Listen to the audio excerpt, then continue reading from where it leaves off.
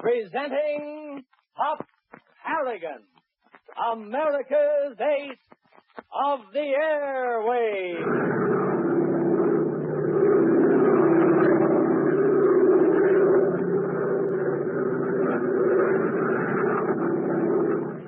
CX-4 calling control tower.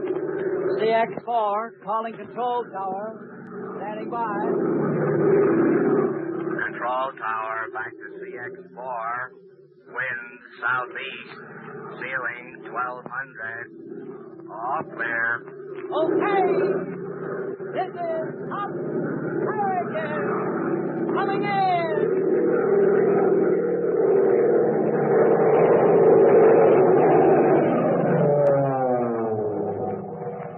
Yes, and this is Glenn Riggs lifting the lid of Hop's aviation question box to begin another week. As you know, Hop is offering a $25 war bond to the writer of any question he answers incorrectly. The only rule is that the writer must inform Hop of the mistake within 24 hours. And to make it more interesting, Hop has slipped in a few wrong answers purposely, just to see whether or not you're on your toes. Last week, there were 3 wrong answers, and none of the writers claimed their prize. And that's a shame, too. So if you've sent in a question, be sure to listen to check Hop's answer. Well, let's see how you make out this week. All set? Watch them now. Here goes with question number 1 from Richard Grubiak of Yonkers, New York. Richard would like to know whether the British Boulton-Paul Defiant, as Hop says, it's a 2-seat fighter monoplane. Fred Backus of Troy, New York asks, is there an American B-10 bomber? If so, who makes it? Hop replies, never heard of the B-10. Eleanor Thurman of New York City asks, is the U.S. Navy dive bomber, the Buccaneer, powered with a 1,700 horsepower engine, and what are its dimensions? Hop replies, the Brewster SB-2A1, called Buccaneer in the U.S. Navy, and Bermuda in the British Fleet Air Arm, is powered by a 1,650-horse Wright double-row Cyclone engine. Its dimensions and performance are military secrets. Dick Nuckton of Castle Hayne, North Carolina, would like to know whether the U.S. Air Forces has any Hurricane fighters. Hop replies, not that I know of. The only Hurricane we know of is the British Hawker. Harley Eaton of Bolivar, New York, asks, what is the name of the Republic P-47? Hop answers, the Thunderbolt. And believe me, it is. They fly right over our house. The P-47 is probably the world's most deadly fighter, carrying more than a ton of guns and ammunition. Well, that's about all for now. More questions and answers at the end of the program. Be sure to listen. Until then, remember that America needs flyers.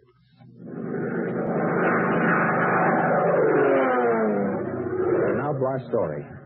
Recuperating from a severe bullet wound inflicted on him by Paul Kruger, a German saboteur, Hop Harrigan is a patient in a small hospital at Jenkins, Alaska. Although snatched from death by the skill of the hospital's chief surgeon, Hop is still in grave danger. This time, however, the danger stems from Paul Kruger, who has sworn to eliminate Hop, to finish the job his rifle bullet failed to accomplish.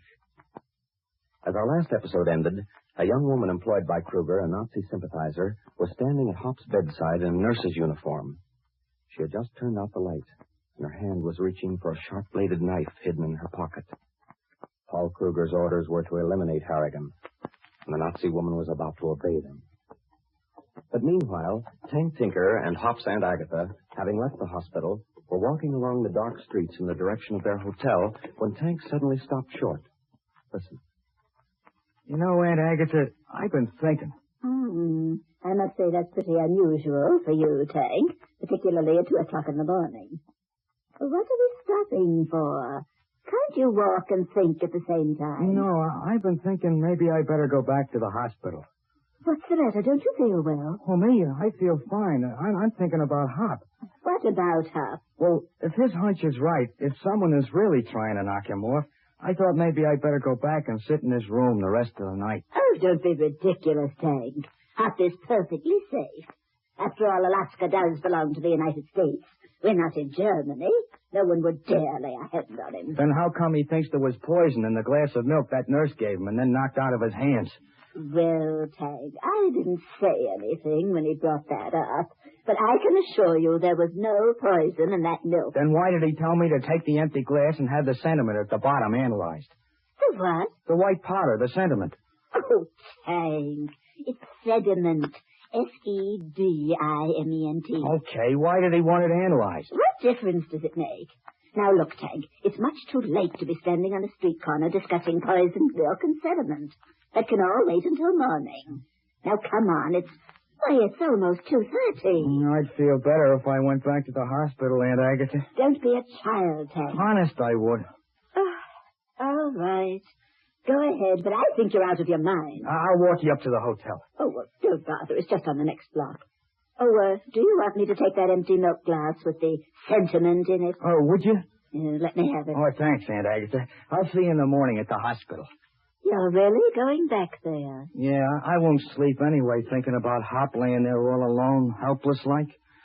Well, I admire your faithfulness, Tank, but I certainly question your good sense. Well, since there's no talking you out of it, go ahead.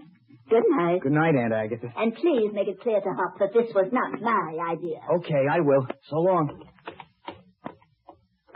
Retracing his steps, Tank hurries back to the hospital, unaware that his sudden decision to spend the night in Hop's room was the most fortunate decision he ever made. For Hop is in grave danger, and every second counts. Entering the hospital, he starts across the foyer toward the corridor when the gray-haired head nurse at the reception desk looks up. Just a moment, please. Who, me? Yes, you. Where do you think you're going? Room 24. Come here a minute, please. Okay. My buddy's in room 24, Lieutenant Harrigan. My name's Tinker, and I thought Visiting hours are between 10 in the morning and 9 at night. It's now almost 3. Yeah, I know, but I figured I'd sit with Hop. I'm afraid you figured wrong, Sergeant. No visitors are permitted after 9. But I ain't no visitor. Hop's my superior officer. It's kind of like, well, it's like Army regulations for me to guard him. Do you expect me to believe that? Oh, honest it is. Now, look, Sergeant. Suppose you go back where you came from and get a good night's sleep, and in the morning you can visit Lieutenant Harrigan. No, that ain't no good. You see, I'm kind of worried about him, and I got to sit in his room all night. Absolutely not. After all, this is a hospital, not a hotel. We can't permit... Jumping Jennings, what was that? That's Hop yelling for help. Sergeant, come back! Nothing doing, lady. Look, what's going on in there? I'm coming, Hop. There's room 24. Stop it! Let go my ass! Hey! Look out! She got a knife! I'll kill you! Kill you! That's what you think, sister. Okay, I got her, Hop. Let her go. My arm! You break! Drop that knife. Drop it, I said. That's better. What's happening? Call the police and get a doctor to look at Hop. No, I'm all right, Jack. I think... Turn on the light. Yes, I'll do it. There. Now call the police. Hurry. Who is that young woman? Wait, isn't she one of your nurses? Of course not. I've never seen her before. Okay, we'll find out who she is later. Call the cops, will you, please? No, wait a minute. That won't be necessary. Sit her down on that chair, Tank. I'll call Dr. Phillips. Oh, this is terrible. Will you close the door, please, nurse? All right, but I'll be back. Come on, sit down and stay down, or I'll have to forget you're a dame and poke you one.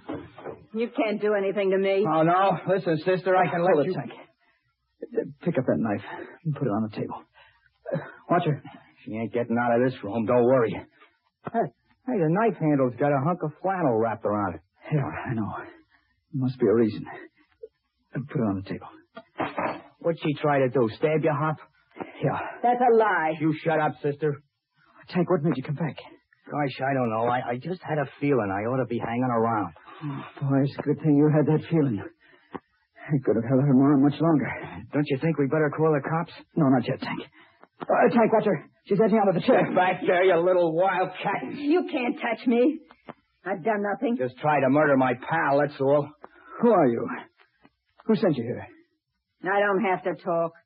You don't have to talk, miss, but you will. Nobody can make me talk. Oh, no? No rough stuff, Tank. She ought to get her ears pinned back good. Oh, the police can do that once we turn her over. You're German, aren't you? Probably a Nazi. Wouldn't you like to know? Dr. Phillips will be right over. Now, young woman, will you kindly explain what you're doing in that uniform? We'll worry about the uniform later, Miss... Miss Sterling, I'm head night nurse, and I demand to know how this young woman got that uniform. Here, let me look at the name in the collar. Stay away from me. I'll scratch your eyes out, you old witch. Why, you nasty, impertinent little... I'd suggest you keep away from her, Miss Sterling. She's bad business. What's she doing here? She tried to murder me with that knife on the table. Oh, good heavens. I'll call the police at once. Oh, no, wait, Miss Sterling. Let's give her a chance to talk. May I have a drink of water, please? Certainly. Here. Thank you. Now, what do you say? Will you talk, or shall we call the police in? Go ahead, call them. You've got nothing on me. Oh, what a horrid creature. All right, Miss Sterling. You can call the police. I certainly will. You're in for it now, sister. What good? That's what you think. Hank, look out the window. Stop her! Stop her! Diving headlong through the closed window, Paul Kruger's female assistant makes a desperate bid for freedom. But only a miracle could have possibly prevented her being injured. And yet, if she does make good her escape, there will be almost no way to track Kruger down. What will happen? We'll know tomorrow, so be sure to listen. Same time, same station. Tune in and fly with Hop Harrigan, America's ace of the airways.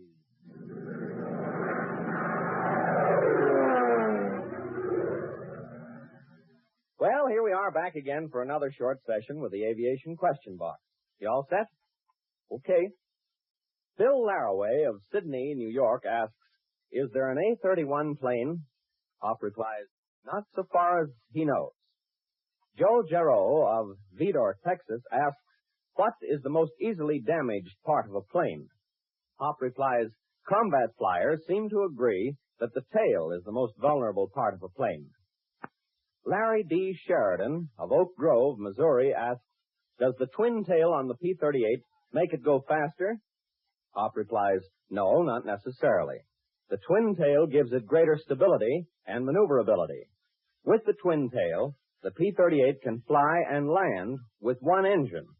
And you, of course, can see the advantages of that. Ray Greening of Avoca, Minnesota asks, what is a grasshopper and what purpose does it serve in the U.S. Army? Hop replies, a grasshopper is a small, light liaison plane like the Piper O-59. It's called a grasshopper because it can make short hops, fly low, and land in places where full-size ships would have trouble.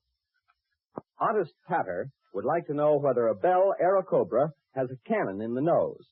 Hop says, yes, either a 20 or 37 millimeter cannon firing through the air screw. Well, that's about all the time we have tonight, so we close the question box again. So long, happy landings, and don't forget, America needs flyers. CX-4 to control tower. CX-4 to control tower. Standing by. Control tower to CX-4. All clear. Okay. This is Hop Harrigan taking off. See you tomorrow. Same time, same station. Hop Harrigan has come to you from New York. This is the Blue Network.